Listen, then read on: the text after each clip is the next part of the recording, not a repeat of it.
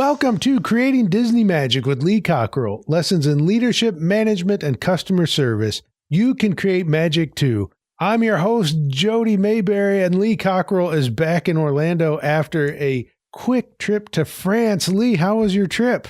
It was quick, and I'm recovering from it right now.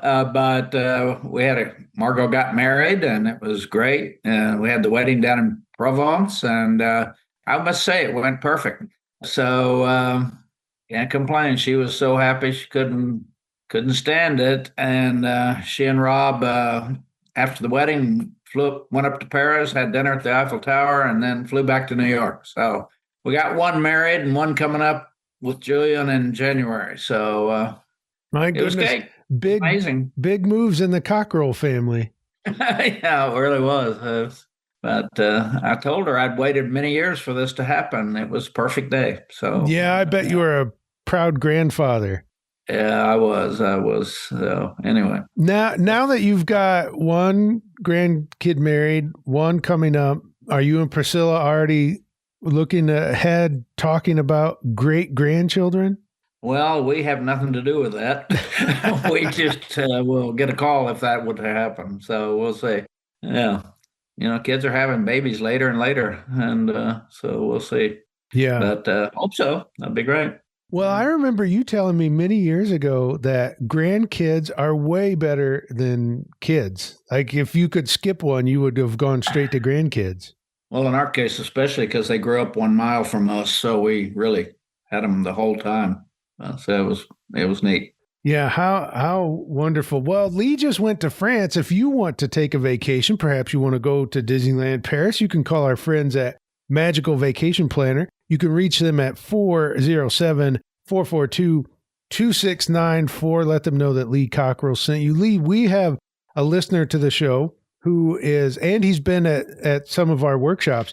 He called Magical Vacation Planner and currently is on him and his wife's dream vacation to Europe. The one trip they've always dreamed of, going to Italy. They finally called Magical Vacation Planner. It said they were great to work with. The trip is exactly what they've been dreaming for their whole marriage. So great to hear stories like that. That's good to hear. Jamie and JJ do a great job with their organization. Yes. All right, Lee. I want to bring up something that you said on a recent Cockrell Academy community call, which I'll take a moment and plug that.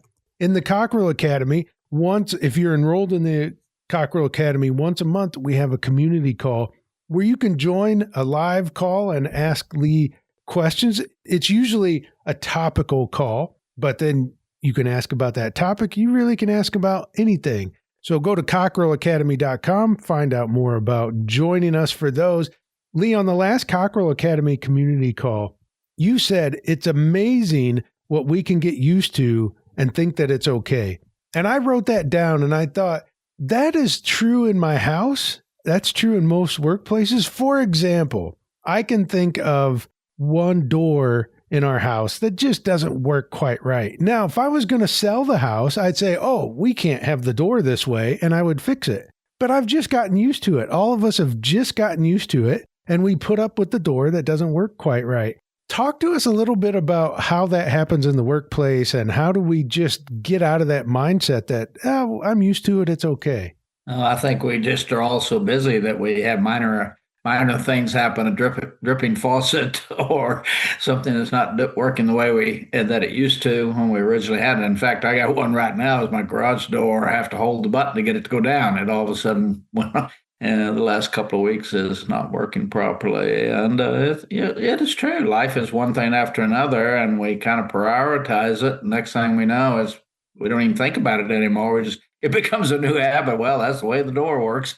And I think that's right. And I've already made a note to get the guy out here because Priscilla has told me we're got to get that fixed because she's tired of messing with it. So it's just, and it's that whole concept of don't let your problems pile up, because especially like a house, because you could end up letting lots of things go. And then when you want to sell it, you got to either take a lower price or give a big credit to the buyers to come in. So, yeah, it's amazing And we did that on our front door. Our front door was gets stuck every summer from the humidity, and I kept going in there and sanding it down and trying to get it.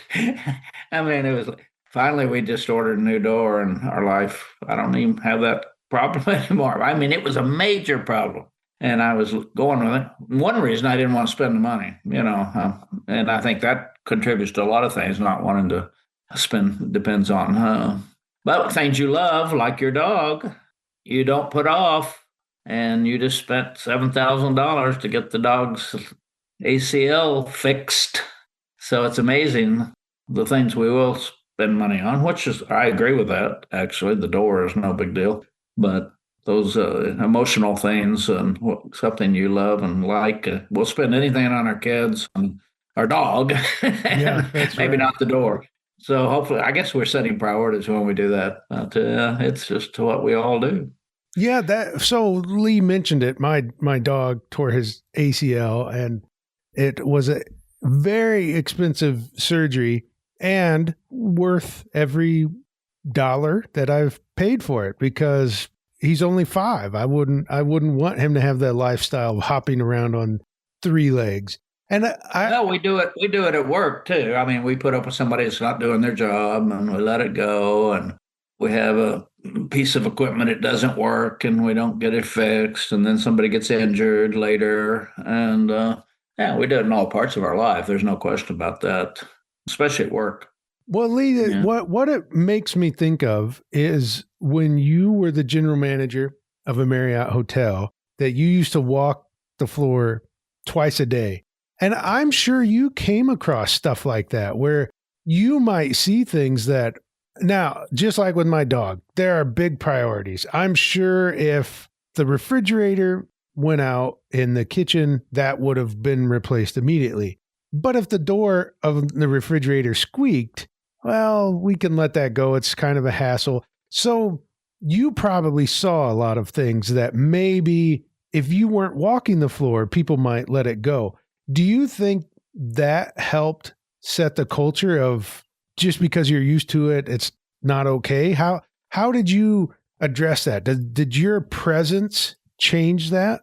Yeah, well, it got to where they were used to seeing me. So slowly but surely, they, I guess, trusted me more and would tell me things that I might not even have seen when I was walking around, and I'd make a note of it. And then eventually, and it was things like that. One guy told me, this faucet's been in the bar, has been leaking like crazy for years, and we don't do anything about it. And I got it fixed, and he thought I was a hero. But yeah, my awareness helped a lot with those little things that people will. And I think even with if you're the general manager, maybe people don't going to tell you those little things. But in their workplace, those little things are a problem. They don't have the right equipment, or refrigerator's not working properly, or a thermometer's not working, or the stove is needing attention with the pilot lights. And so, yeah, I think that's why it's so important that you know what's going on and probably walk in your home and walk in your business. In fact, a few years ago, I hired a guy to just come out and check my whole house to make sure there wasn't something going on that I didn't know about that was leaking somewhere, or would create a bigger problem later down the road. So, yeah, you're going to deal with it now, or you're going to deal with it later. That's how time works. Yeah.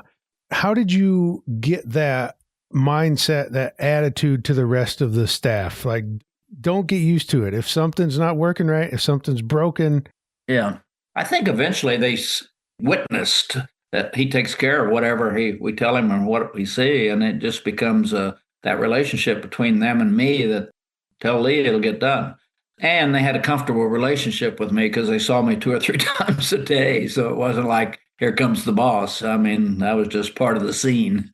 And then I had the authority, and they saw me write it down, and next thing they knew, somebody fixed it.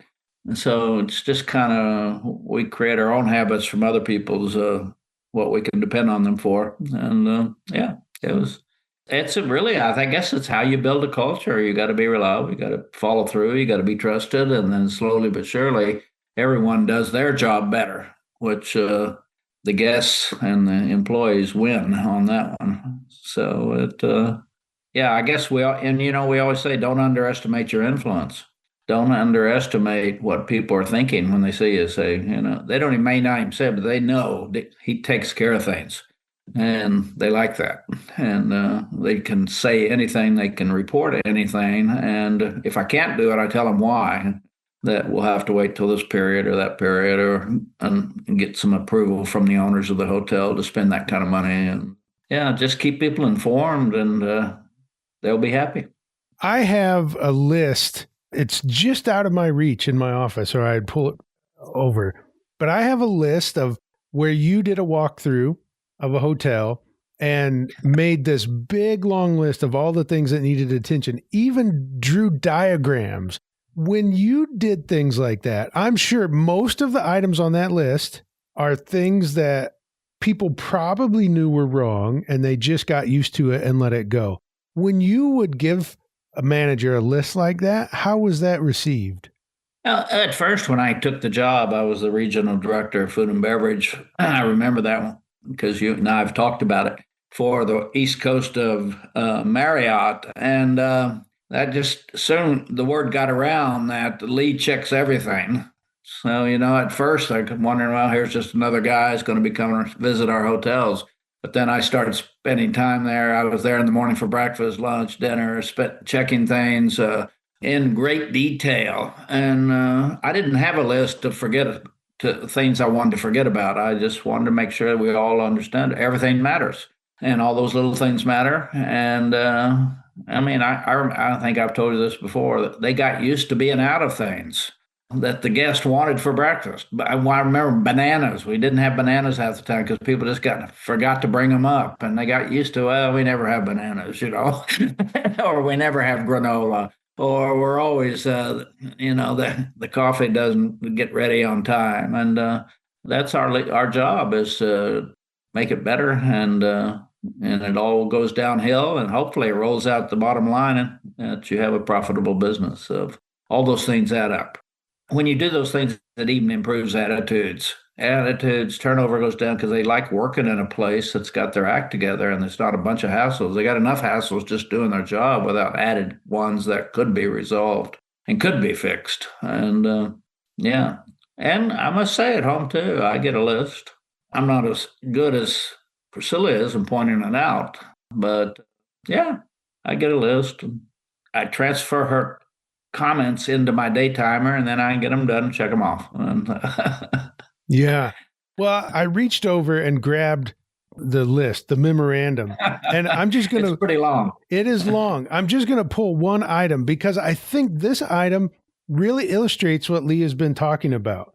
It says, item number 1 on the list, fix heat strip in Alley's service kitchen, too many cold food complaints. Now, seeing that, I imagine the staff knew that was broken and they just were used to it. They just let it go.